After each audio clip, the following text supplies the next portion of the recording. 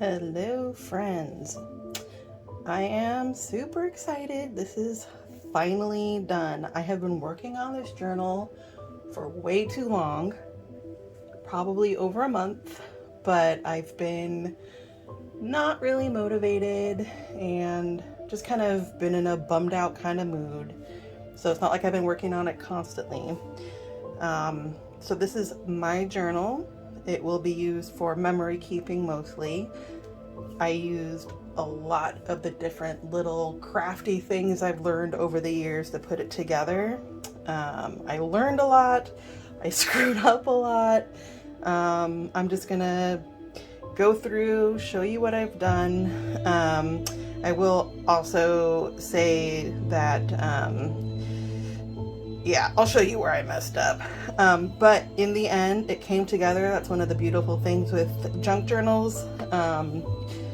Something doesn't work, you just find something else to work. So I will start with the cover since that's what we're already looking at. I worked in polymer clay for many years. I kind of put it away and haven't been really working with it very much lately. But I brought it out for this, and I kind of rediscovered my love for working with polymer clay. So I imagine I'm going to be using it more for journal covers in particular. I think it turned out great. You can probably see I've got a mushroom theme going on here, so that's what I did for the clay as well. Originally, I didn't really have this design in mind, but then I realized that, well, when this thing is open, if I kind of just wanted one big mushroom when I started. I was going to need something on the corner. So it kind of morphed into this. It was kind of almost like doodling. I also used the technique of painting my clay. That's not something I've really done very much in the past. Up until now, I usually use colored clay.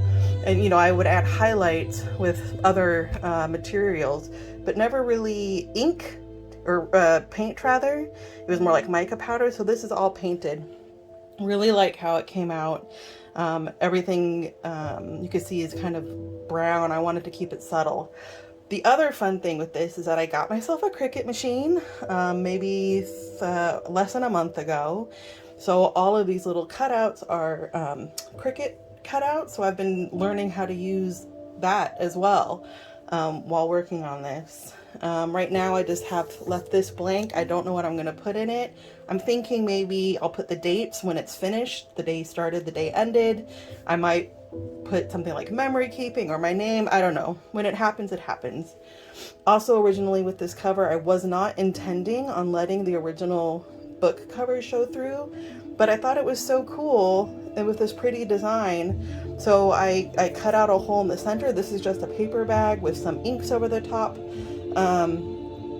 And then I highlighted it with some gold. I think I used Inca Gold, which is a kind of paint that dries really quickly, just to kind of highlight it. So when I started this, what I wanted was an open back. I'm going to turn this on the side to get a better view of it without having to mess with the zoom on this camera. So originally I did embroider both of these. Embroidery is another craft that I do, and I really wanted all of these cool papers to show. And my original thought was I was going to put, this is sari silk, on the spine of this signature.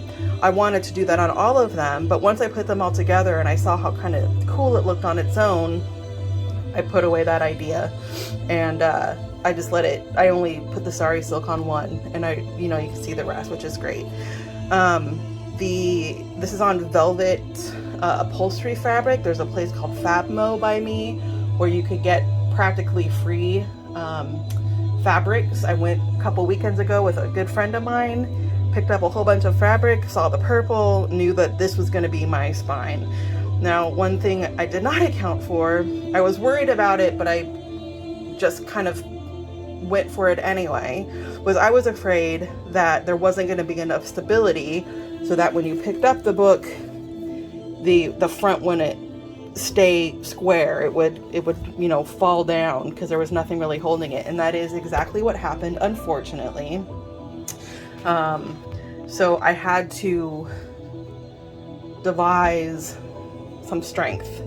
And I will tell you, I was so upset. This was, I guess, just a few days ago. I was so upset when I saw that it wasn't holding up and that my fears came true that I almost just gave up on this whole project. I was just beside myself. But in the end, I'm sure you saw, I figured out that I could put in just a top and a bottom for strength, and it worked out. This is just a double layer of cereal box with the paper bag. I repeated what I did, crunching it up multiple times and then inking, and I was able to glue it in. So in the end, it worked out. It's got stability. I don't know if I'll be able to show this. It stays up, even the weight of the clay, not a big deal. It worked, thankfully. Okay, so the flip through is going to be probably on the quick side. This is not a fully decorated journal. It's not naked either, as you'll see. And I, for me, journaling is about capturing memories in the moment, not pre-arting, for lack of anything else that makes sense. So I will show you all the different techniques that I use. I'll point it out. I'm going to come back to this. This is my envelope of goodies. In here is ephemera that I will be able to put in throughout. So let's just do a quick flip with what I do have, what I did for each page. The pages themselves took multiple weekends because I tried a bunch of fun techniques. So again, this is the sari silk that I just glued to the spine. Coffee dyed. This is gel printing, my first gel printing session. I did a snippet roll following Luise Heinzl. Not really much to say about it, just little odds and ends. You'll see that the mushroom theme is throughout the book, mostly in purple. You'll see little mushrooms kind of everywhere. For this page, which is a coloring, yes, this is the coloring book. It is coffee dyed, but then I also did distress ink dyeing over the top, and I used a what is this? It's like a blower, so you can blow. I used it to blow ink around. I think you're supposed to use it to clean your computer keyboard. Anyway, avocado dyed, stamping, sewing,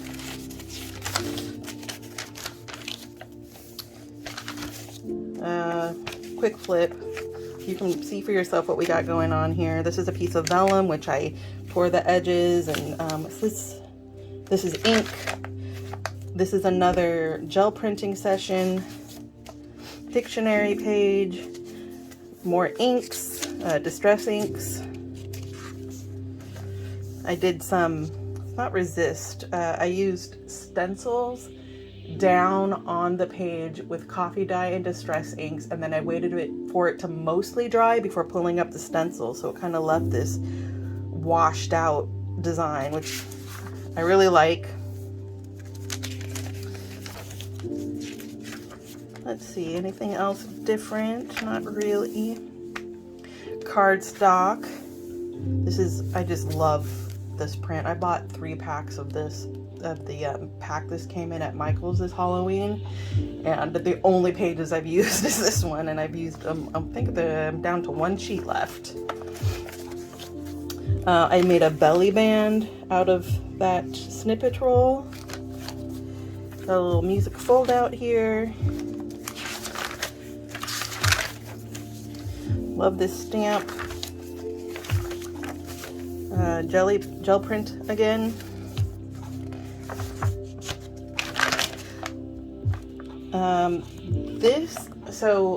There was a rare and antique bookstore that lost their lease down the street from me, and they were giving away half of their warehouse for free. Take what you want. I have so many old and antique books out in my garage right now. I will never be able to use it all. But this was from a 1924 or 25 National Geographic collection, which came in hardback back then, I guess. Love the picture. It's some kind of, is it a fungus or something? I don't know. I thought it was mushroom themey. and I punched the edges. So cool. I'll probably, I don't know how I'm gonna bring myself to covering any of it. When the time comes, we'll see. Another gel print. I put an envelope in here. There's nothing in any of these. Like I said, I've kept it pretty naked. I want to build it up and put the ephemera in as I work through it. I didn't want to do things ahead of time.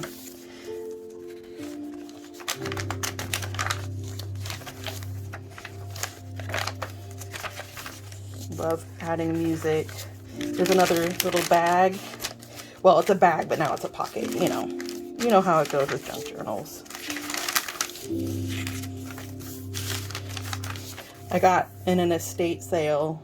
The woman who passed did poetry, so I included a few of her poetry pages in here. This is the other half of the bag, and so what I did is I snipped off the end so I would have another pocket. Gel printing.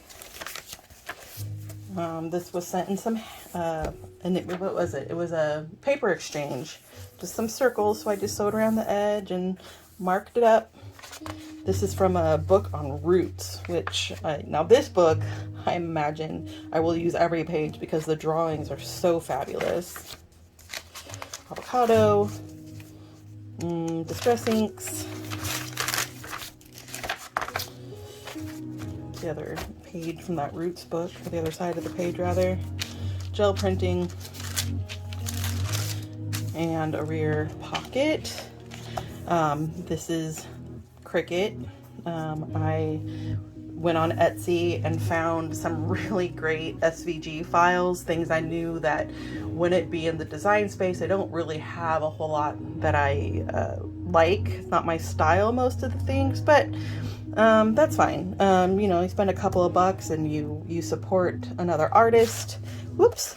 Yeah, so that's that. So let's go back to the front with my goodie folder. Now, this was my first and so far only self-design in Cricut. I designed this fold-out thing. When I open it, I'll show why, what I did exactly. But in here are all the things that I want to keep handy while actually going through and filling out my journal. Things that match, pockets, etc. So I've got some frilled matching fabric, so I can do some tabs on the side, you know, cut it, tabs would be great. I have a little envelope which is filled with cuts from the Cricut of the mushrooms.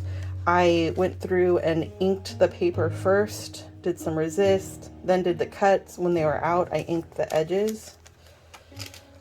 Some random shapes, leftovers from cutting out my velvet. This one, I imagine I'm going to just glue along the bottom, and then I could use it as someplace like a tuck to put things behind.